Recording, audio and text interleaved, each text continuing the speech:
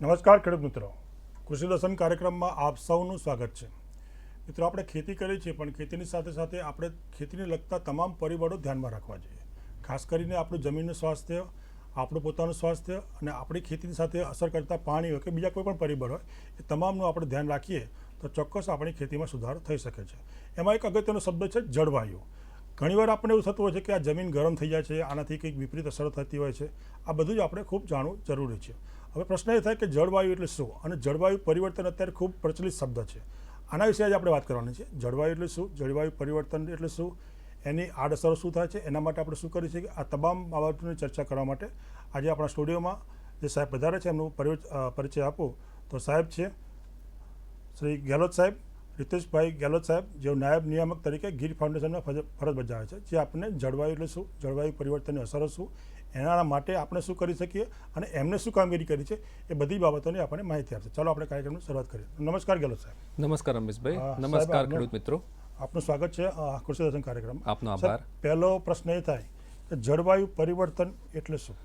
આપણે જળવાયુ પરિવર્તનનો ખ્યાલ મેળવીએ તે પહેલાં જે તે સ્થળની જળવાયુ શાને કહેવાય છે તે સમજવું જરૂરી બને છે. તો આપણે પહેલાં ઉદાહરણ સાથે ટૂંકમાં સમજી લઈએ કે કોઈ સ્થળની જળવાયુનો અર્થ શું થાય છે. તો કોઈ સ્થળની જળવાયુની વાત કરીએ તો તે સ્થળનું જે સરેરાશ તાપમાન છે તે સ્થળનું આપણે જળવાયુ બતાવે છે. હવે આપણે ઉદાહરણ લઈએ તો રણ વિસ્તારની જળવાયુ એટલે કે રણ વિસ્તારનું જે સરેરાશ તાપમાન છે તેને રણ વિસ્તારની જળવાયુ કહે છે. તે જ રીતે સમુદ્રની આસપાસના વિસ્તારની જળવાયુ એટલે સમુદ્રના આસપાસના વિસ્તારનું જે સરેરાશ તાપમાન છે તેને આપણે તે સ્થળની જળવાયુ કહેવામાં આવે છે. અને આના પરથી એવું પણ આપણે સમજી શકીએ છીએ કે રણ વિસ્તારની જળવાયુ અને સમુદ્રના આસપાસના વિસ્તારની જળવાયુ જે છે એ તદ્દન ભિન્ન હોય છે. તો હવે આપણે જળવાયુ પરિવર્તન જે છે એની વાત કરીએ તો જ્યારે કોઈ સ્થળનું કોઈ સમયનું તાપમાન જે છે એ તે સ્થળના સરેરાશ તાપમાનથી ખૂબ જ ઉપર નીચે જાય તો તે સ્થળની જે જળવાયુ જે છે એમાં પરિવર્તન આવી રહ્યું છે કે તેમાં ફેરફાર થઈ રહ્યો છે તેવું આપણે કહી શકીએ છીએ. હવે જળવાયુનું જે પરિવર્તન જે છે એ મુખ્યત્વે રીતે બે રીતે થાય છે. એમાં કુદરતી રીતે પણ જળવાયુમાં પરિવર્તન થતું જોવા મળે છે અને માનવ સર્જિત જે પ્રવૃત્તિઓ જે છે એને લીધે પણ જળવાયુનું પરિવર્તન જોવા મળે છે. અને આપણે કુદરતી રીતે જળવાયુમાં જે પરિવર્તન આવે છે તેની વાત કરીએ તો એમાં કેટલાક ઉદાહરણો લઈ શકીએ. દાખલા તરીકે કોઈ જગ્યાએ જે જ્વાળામુખી જે છે એમાં જો વિસ્ફોટ થાય તો વિસ્ફોટના કારણે જે મોટા પ્રમાણમાં સલ્ફરયુક્ત વાયુ જે છે તેમજ અન્ય ગ્રીનહાઉસ અસર ઉત્પન્ન કરતા વાયુ જે છે એ મોટા પ્રમાણમાં વાતાવરણમાં ઠલવાય છે અને તેના લીધે જ્વાળામુખીના આસપાસનો જે વિસ્તાર જે છે તેના સરેરાશ તાપમાનમાં ફેરફાર થાય છે અને તેના લીધે જળવાયુમાં પરિવર્તન આવે છે. એક બીજું ઉદાહરણ પણ આપણે અહીંયા લઈ લઈએ કે જ્યારે કોઈ મોટી ઉલ્કા જે છે એ પૃથ્વી સાથે ટકરાય છે તો જ્યાં ટક્કર થાય છે ત્યાંના આસપાસના વિસ્તારમાં સરેરાશ તાપમાન જે છે એમાં તરત અંકે મોટો ફેરફાર આવે છે. તો ત્યાંની જે જળવાયુ જે છે એમાં ફેરફાર આવે છે એવું આપણે કહી શકીએ. કુદરતમાં જળવાયુ પરિવર્તનની ઘટના ઘણી બધા સમય થયેલી જોવા મળે છે. ઉદાહરણ તરીકે કહીએ કે જ્યારે પૃથ્વીનું નિર્માણ થયું તે વખતની જળવાયુ, ત્યારબાદ ડાયનાસોર યુગ આવ્યો તે વખતની જળવાયુ અને હાલની જે જળવાયુ જે છે એ તદ્દન ભિન્ન છે. અને જે તે સ્થળની જે તે સમયની જે જળવાયુ જે છે એ જે તે સમયે આપણે જીવનનું સ્વરૂપ પણ નક્કી કરતી હોય છે. ખૂબ સરસ ગેહલોત સાહેબ. ગેહલોત સાહેબ, જળવાયુ પરિવર્તનની વાત કરીએ છીએ તો જળવાયુ પરિવર્તનમાં શાના કારણે વધારો થયો? આમ તો કુદરતી રીતે જળવાયુમાં પરિવર્તન આવે છે, પરંતુ કુદરતી રીતે જે જળવાયુમાં પરિવર્તન આવે છે એ નિયંત્રિત હોય છે અને સાથે સાથે સંતુલિત હોય છે. કુદરત એને પોતાની રીતે સંતુલિત બનાવી દીધી હોય છે.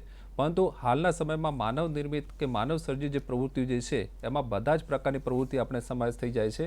એના લીધે આપણે જળવાયુમાં પરિવર્તનમાં વેગ આવે છે, ઝડપી બની છે. એના કેટલાક ઉદાહરણો પણ આપણે લેવા જોઈએ અહીંયા કે આપણે આપણા રોજિંદા જીવનમાં જે રોજબરોજના વ્યવહાર કામમાં જે પણ સાધનનો ઉપયોગ કરીએ છીએ, જે પણ ટેકનોલોજીનો ઉપયોગ કરીએ છીએ તેમાં દરેક સાધન અને ટેકનોલોજીના નિર્માણ વખતે પુષ્કળ પ્રમાણમાં ગ્રીનહાઉસ અસર ઉત્પન્ન કરતા જે વાયુઓ જે છે, કાર્બન ડાયોક્સાઇડ છે, મિથેન છે, CFCs છે અને બીજા જે વાયુ જે છે એ મોટા પ્રમાણમાં વાતાવરણમાં ઠલવાય છે, જેના લીધે ગ્રીનહાઉસ અસર જે છે એમાં વધારો થાય છે અને સરેરાશ તાપમાન જે છે વધે છે. બીજા કેટલાક ઉદાહરણો લઈએ તો આપણે મુસાફરી માટે જે વાહન વ્યવહારનો ઉપયોગ કરીએ છીએ તો પહેલાં પણ આપણે વાહન વ્યવહારનો ઉપયોગ કરતા હતા, પરંતુ પહેલાં આપણે પબ્લિક ટ્રાન્સપોર્ટેશનનો વધુ ઉપયોગ થતો હતો. પરંતુ અત્યારે આપણે વાહન બહુ કે સરળતાથી ઉપલબ્ધ થઈ રહ્યા છે અને એના કારણે આપણે પ્રાઇવેટ ટ્રાન્સપોર્ટેશન જે છે એનો ઉપયોગ વધ્યો છે. તે જ રીતે આપણે સંદેશાવ્યવહારમાં અગાઉ પણ આપણે દૂરવાણી યંત્રનો ઉપયોગ કરતા હતા, પરંતુ હાલના સમયમાં આપણે સેલફોનનો વધુ ઉપયોગ કરી રહ્યા છીએ.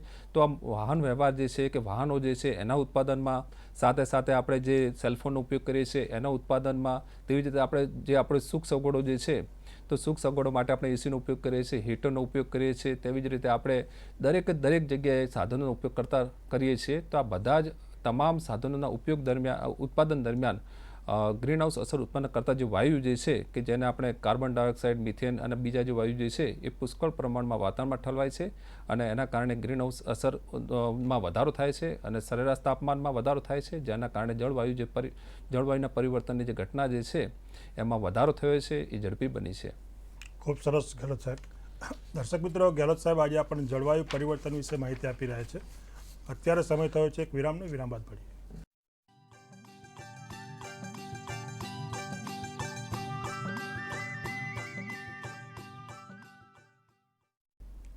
વિરામ બાદ કૃષિ દર્શન કાર્યક્રમમાં આપ સૌનું સ્વાગત છે. મિત્રો, આજે આપણે વાત કરી રહ્યા છીએ જળવાયુ પરિવર્તન વિશે અને માહિતી આપી રહ્યા છે ગેહલોત સાહેબ. ગેહલોત સાહેબ, બીજો પ્રશ્ન એવો થાય કે જળવાયુ પરિવર્તન થાય તો આપણા જીવન પર માઠી અસર શું થાય? હવે જળવાયુ પરિવર્તનના કારણે આપણે જે અસરો જોવા મળે છે એમાં કેટલીક અસરો જે છે એ આપણે સીધી જોઈ શકીએ છીએ, જેને આપણે પ્રત્યક્ષ અસરો કહી શકીએ છીએ. આ સિવાય આપણે એને પછી અનુવર્તી અસરો જોવા મળે છે. તો સામાન્ય રીતે જળવાયુમાં પરિવર્તન થયો છે એનો આપણે એવો અર્થ કરીએ છીએ કે સરેરાશ તાપમાન જે છે એમાં વધારો થયો છે અને આપણને ઘણી બધી વાર સાંભળવા પણ મળે છે કે જળવાયુ પરિવર્તનના કારણે ધ્રુવીય પ્રદેશોની આસપાસ જે બરફ જામેલો છે એ પીગળી રહ્યો છે. હવે એ બરફ જ્યારે પીગળે છે તો એનાથી જે પાણી બને છે એ પાણી ક્યાં આવશે? તો કે સમુદ્રમાં આવશે અને એના લીધે સમુદ્રનું જે જળસ્તર જે છે એમાં વધારો થાય છે અને એના કારણે સમુદ્રના આસપાસના જે વિસ્તારો જે છે, ખંડીય ભાગ જે છે એ સમુદ્રમાં સમાઈ જવાની અત્યારે ઘટના ઘટી રહી છે. એટલે કે આ એક અસર જે છે કે જે આપણે જોઈ શકીએ છીએ.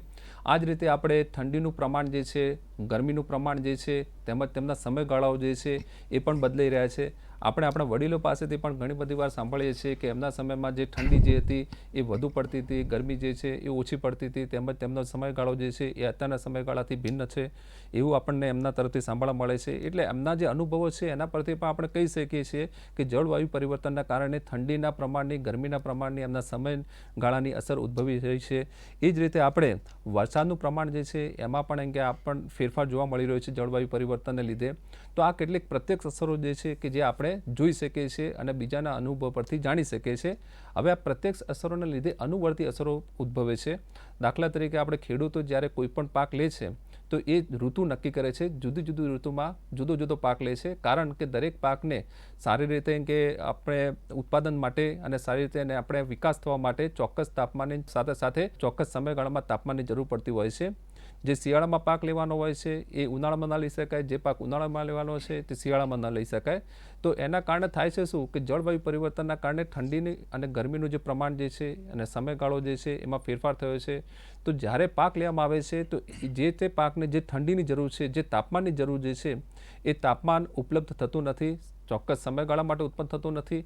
એના કારણે જે પાકની જે સાઇઝ જે છે, એનું જે માપ જે છે કે એનું કદ જે છે એમાં ઘટાડો થાય છે, સાથે સાથે એનું ઉત્પાદન જે છે એમાં પણ ઘટાડો થાય છે અને ઓવરઓલ આપણે કહી શકીએ કે પાક ઉત્પાદન જે છે એની પર અસર થાય છે.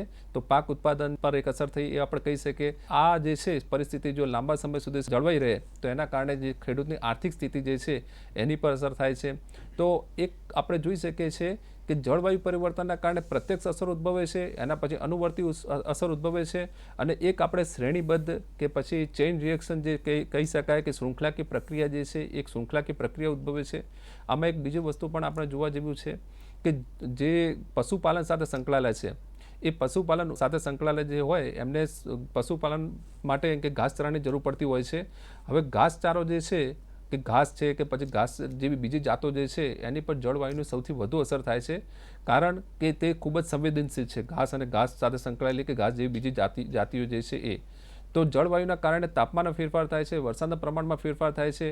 તો તેની સીધી અસર જે છે એ ઘાસના ઉત્પાદન પર થાય છે, એની ગુણવત્તા પર થાય છે અને પશુપાલન માટે જે જરૂરી માત્રામાં જે ઘાસ અને જરૂરી ગુણવત્તાવાળું જે ઘાસ જરૂરી છે એ ઘાસ મળી રહેતું નથી અને એના કારણે પશુપાલન ઉદ્યોગ પર અસર થાય છે અને એની પર ડિપેન્ડન્ટ જે કોમ્યુનિટીઝ જે છે એની આર્થિક સ્થિતિ પર અસર થાય છે. તો આ રીતે આપણે કહી શકીએ કે આવી ઘણી માઠી અસરો જે છે જે જળવાયુ પરિવર્તનના કારણે પરિણમે છે. ખૂબ સરસ ગેહલોત સાહેબ. ગેહલોત સાહેબ, આપણે પશુપાલનની પણ વાત કરી. ખેતી સાથે સંકળાયેલો વ્યવસાય પશુપાલન છે.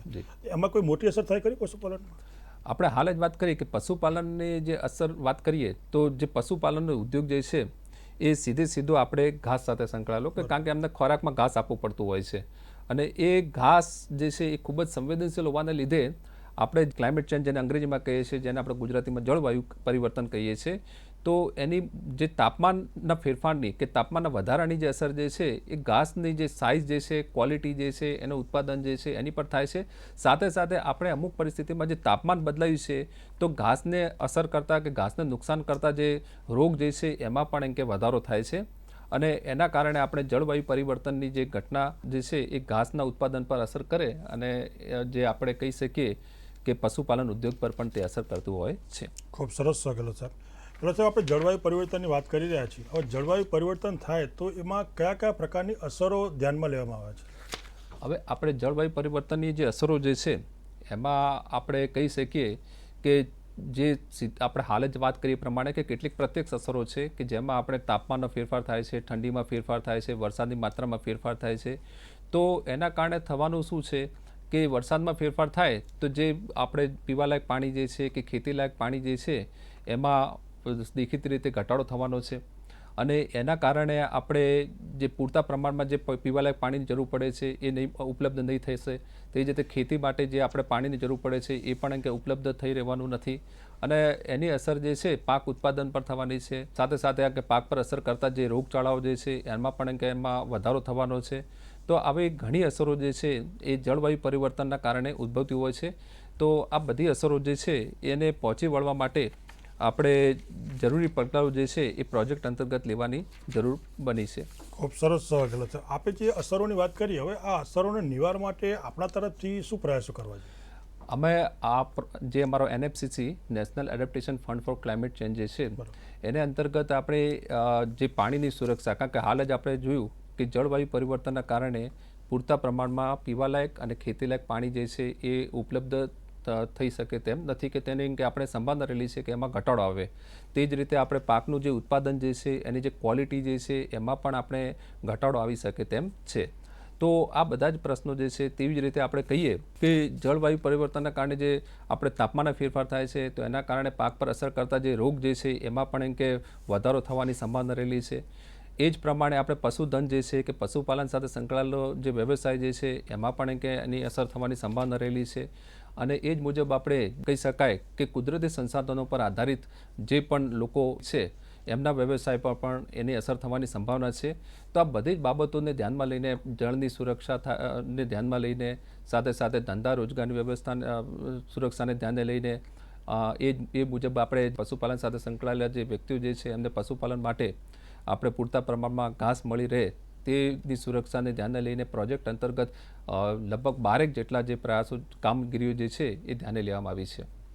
સર, આપણે ગુજરાત રાજ્યની વાત કરીએ તો ગુજરાતમાં કયા જિલ્લામાં આપ કામગીરી ચાલુ કરી છે? આપણે જે વાત કરીએ હમણાં, આમાં આપણે કહીએ કે જળવાયુ પરિવર્તનને લીધે સૌપ્રથમ આપણે એવા વિસ્તારો કે જે સમુદ્રની આસપાસ આવેલા છે તેમજ એવા વિસ્તારો કે જ્યાં અગાઉથી આપણે પાણીની સમસ્યા છે કે એનો પ્રશ્ન છે, તે જ રીતે આપણે જ્યાં કુદરતી સંસાધનો પર વધુ પ્રમાણમાં લોકો આધારિત છે તો એવા વિસ્તારોને કે આપણે પ્રોજેક્ટ અંતર્ગત પસંદ કરવાના હતા. અને એ મુજબ આપણે ગુજરાતના કચ્છ જિલ્લાના ખડીર બેટ વિસ્તાર, અબડાસા વિસ્તાર, બન્ની વિસ્તારને જે આપણે જળવાયુ પરિવર્તનની અસરો થવાની છે તેને ધ્યાને લઈને નક્કી કરવામાં આવેલા હતા. ખૂબ સરસ. જળવાયુ પરિવર્તનની વાત કરીએ એની સંભવિત અસરોને ધ્યાને લઈને આપણે જે પ્રોજેક્ટ અંતર્ગત કામ કરવાના છે, જી, તો એ પ્રોજેક્ટ અંતર્ગત કયા કયા કામો આપણે કરવાના છે? આમાં હાલ જ આપણે વાત કરી કે જળવાયુ પરિવર્તનના કારણે સૌપ્રથમ આપણે પાણીની સુરક્ષા જે છે એનો પ્રશ્ન કે સોલ્વ કરવાનો હતો, એનો ઉકેલ મેળવવાનો હતો કે પછી એને જેટલું બની શકે તેનું આપણે કે ધ્યાન રાખવાનું હતું. તો ખડીરબેટ વિસ્તારની વાત કરીએ તો ત્યાં આપણે વરસાદનું પ્રમાણ ઓછું છે, સાથે સાથે પીવાલાયક પાણી અને જે આપણે ખેતીલાયક પાણી જે છે એ પ્રમાણમાં ઓછું છે. તો ત્યાંના આપણે પ્રશ્નોને ધ્યાનમાં લઈને ખડીબર વિસ્તારમાં અમે એક હોલિયા તરીકે, જેને આપણે કે બોરવેલ છે, તો બોરવેલ જેવું સ્ટ્રક્ચર કે જેને આપણે લોકલ ભાષામાં હોલિયો કહેવામાં આવે છે, તો હોલિયો બનાવવાની કામગીરી હાથ ધરવામાં આવી હતી. તે જ રીતે આપણે બન્ની વિસ્તારમાં ત્યાં ઘાસનું વાવેતર કરવામાં આવેલું છે અને પ્રોજેક્ટ અખતરાના પ્લોટ જે છે જેને આપણે અંગ્રેજીમાં કહેવું તો રિસર્ચ પ્લોટ કહી શકાય, તો રિસર્ચ પ્લોટ તૈયાર કરવામાં આવે છે કે જેના આધારે નક્કી કરી શકાય કે ક્લાઇમેટ ચેન્જના ઘાસની કઈ જાતિઓ જે છે એ ક્લાઇમેટ ચેન્જની પહોંચી વળે તેવી છે કે જેની પર ક્લાઇમેટ ચેન્જની અસર ઓછી થઈ શકે તેમ છે. તો આ પરિણામો જે છે જે ઘાસના રિસર્ચ અખતરાના પ્લોટ લીધા છે એ પરિણામોનો ઉપયોગ કરીને પછી ક્લાઇમેટ ચેન્જની પરિસ્થિતિમાં ખેડૂતોને કયા ઘાસનું વાવેતર કરવા માટે અંગે પ્રોત્સાહિત કરવા એ ધ્યાને લેવામાં આવ્યું છે. તે જ રીતે અબડાસા વિસ્તારમાં મેંગ્રુવના જે જંગલો જે છે કે ત્યાંની જે આસપાસના જે લોકલ કોમ્યુનિટીઝ જે છે કે જેની પર એમ કે આડકતરી પ્રત્યક્ષ પરોક્ષ રીતે ડિપેન્ડ કરે છે. તો એ ધ્યાને લઈને આપણે મેંગ્રુવના જે વાવેતરો જે છે એ વાવેતરો હાથ ધરવામાં આવ્યા છે. તો આ પ્રમાણે આપણે જળવાયુના પરિવર્તનને ધ્યાને લઈને કુલ કચ્છ જિલ્લાના કુલ 3 વિસ્તારમાં જુદા જુદા પ્રકારની પ્રવૃત્તિઓ જે છે એ હાથ ધરવામાં આવી છે. ખૂબ સરસ ગેહલોત સાહેબ. અત્યારે સમય તો છે વિરામનો. દર્શક મિત્રો, ગેહલોત સાહેબ આજે આપણને જળવાયુ પરિવર્તન વિશે વાત કરી રહ્યા છે. અત્યારે સમય છે એક વિરામનો. વિરામ બાદ મળીએ.